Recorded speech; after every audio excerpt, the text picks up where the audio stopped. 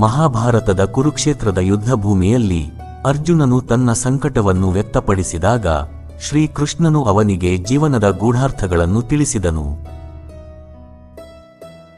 ಇಂದು ಆ ಮಹಾಕಾವ್ಯದ ಆಳದಿಂದ ಬಂದ ಭಗವದ್ಗೀತೆಯ 3 ಪ್ರಮುಖ ಸಂದೇಶಗಳನ್ನು ಅರ್ಥಮಾಡಿಕೊಳ್ಳೋಣ. ಇವು ನಮ್ಮ ದುಃಖ, ಭಯ ಮತ್ತು ಅನಿಶ್ಚಿತತೆಗೆ ಪರಿಹಾರ ಕೊಡುವ ದಿವ್ಯಶಕ್ತಿಯನ್ನು ಹೊಂದಿವೆ. ಯುದ್ಧದಲ್ಲಿ ಅರ್ಜುನನು ತನ್ನವರೇ ಆಗಿರುವ ಕೌರವರ ವಿರುದ್ಧ ಹೋರಾಡಲು ಸಾಧ್ಯವಾಗಲಿಲ್ಲ. ಅವನ ಹೃದಯ ದುಃಖ, ಅನುತಾಪ ಮತ್ತು ಧರ್ಮಸಂಕಟದಿಂದ ತುಂಬಿತ್ತು.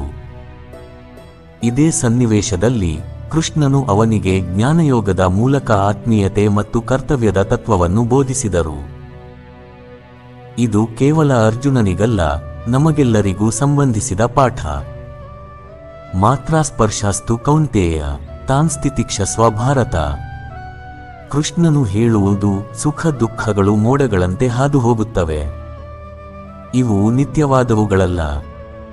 ಮಹಾಭಾರತದಲ್ಲೇ ದ್ರೌಪದಿ ಸಭೆಯಲ್ಲಿ ಅವಮಾನಿತಳಾದಾಗ ಅವಳು ಕೃಷ್ಣನನ್ನು ಸ್ಮರಿಸಿದಳು. ಅವನು ಅವಳಿಗೆ ನೆನಪಿಸಿದ್ದು ಈ ತತ್ವವೇ: ದುಃಖವು ಅನಿತ್ಯ, ಆದರೆ ನಿನ್ನ ಆತ್ಮವು ಅಜರಾಮರ.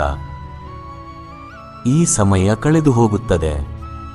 ನಮ್ಮ ಜೀವನದಲ್ಲಿ ನಷ್ಟಗಳು, ವಿಫಲತೆಗಳು ಬಂದಾಗ ಇದನ್ನು ನೆನಪಿಡಿ.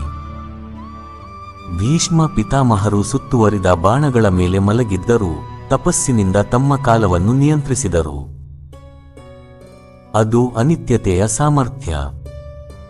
ಈ ಜಗತ್ತಿನಲ್ಲಿ ಮಾನವನೇ ಶಾಶ್ವತವಲ್ಲ. ಇನ್ನು ಅವನ ಕಷ್ಟಗಳು ಅಥವಾ ದುಃಖಗಳು ಹೇಗೆ ಶಾಶ್ವತವಾಗುತ್ತವೆ? ತಸ್ಮಾದಸಕ್ತಃ ಸತತಂ ಕಾರ್ಯಂ ಕರ್ಮ ಸಮಾಚರ. ಕರ್ಮವನ್ನು ಫಲದ ಆಶೆಯಿಲ್ಲದೆ ಮಾಡು. ಮಹಾಭಾರತದಲ್ಲಿ ಕರ್ಣನು ದಾನವೀರನಾಗಿದ್ದರೂ ಅವನ ಕರ್ಮಗಳು ಫಲದ ಆಸಕ್ತಿಯಿಂದ ಕಲುಷಿತವಾಗಿದ್ದವು. ಇದಕ್ಕೆ ವಿರುದ್ಧವಾಗಿ ಯುಧಿಷ್ಠಿರನು ಸತ್ಯವನ್ನು ಫಲಕ್ಕಾಗಿ ಅಲ್ಲ, ಧರ್ಮಕ್ಕಾಗಿ ಪಾಲಿಸಿದನು.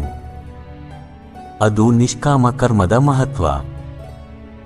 ನಾವು ಪ್ರೀತಿ, ಕರ್ತವ್ಯ ಭಾವನೆಯಿಂದ ಕೆಲಸ ಮಾಡಿದಾಗ ದುಃಖವು ನಮ್ಮನ್ನು ಸ್ಪರ್ಶಿಸದು. ಕೃಷ್ಣನು ಅರ್ಜುನನಿಗೆ ಹೇಳಿದಂತೆ, ಯುದ್ಧವು ನಿನ್ನ ಧರ್ಮ, ಅದನ್ನು ಫಲದ ಲೆಕ್ಕವಿಲ್ಲದೆ ಮಾಡು. ಫಲದ ನಿರೀಕ್ಷೆಯಿಲ್ಲದೆ ನೀನು ನಿನ್ನ ಕೆಲಸವನ್ನು ನಿಷ್ಠೆ ಹಾಗೂ ಸಂಪೂರ್ಣ ಸಮರ್ಪಣಾ ಮನೋಭಾವದಿಂದ ಮಾಡಿದ್ದೇ ಆದಲ್ಲಿ ನಿನ್ನ ಕೆಲಸಕ್ಕೆ ಯೋಗ್ಯವಾದ ಫಲ ಸಿಕ್ಕೇ ಸಿಗುತ್ತದೆ.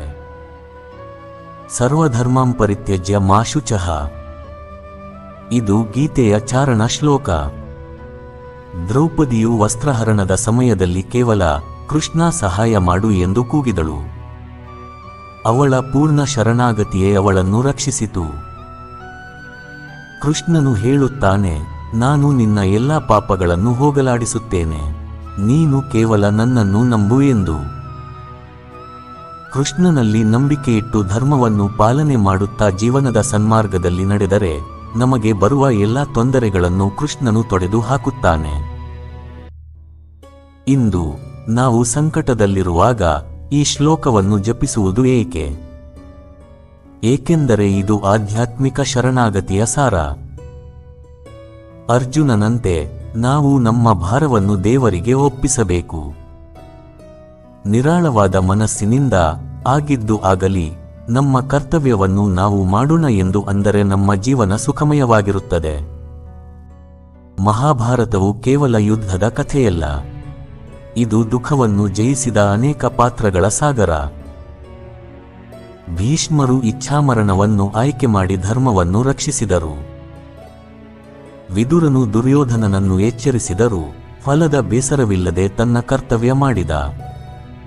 ಇದೇ ನಿಷ್ಕಾಮ ಕರ್ಮ. ಮಹಾಭಾರತ ಮತ್ತು ಗೀತೆಯ ಪಾಠಗಳು ಕಾಲಹರಣವಾಗದ ಸತ್ಯಗಳು. ದುಃಖವು ಬಂದಾಗ ನೆನಪಿಡಿ, ಅರ್ಜುನನ ಸಂಕಟವನ್ನು ಕೃಷ್ಣನು ಹೇಗೆ ಪರಿಹರಿಸಿದನೋ ಅದೇ ರೀತಿ ನಿಮ್ಮ ಆತ್ಮವನ್ನು ನೋಡಿಕೊಳ್ಳಿ. ಫಲದ ಆಸೆ ತ್ಯಜಿಸಿ ಕರ್ಮ ಮಾಡಿ ಮತ್ತು ಶರಣಾಗತಿಯಿಂದ ಮುಕ್ತಿ ಪಡೆಯಿರಿ. ಜೈ ಶ್ರೀ ಕೃಷ್ಣ.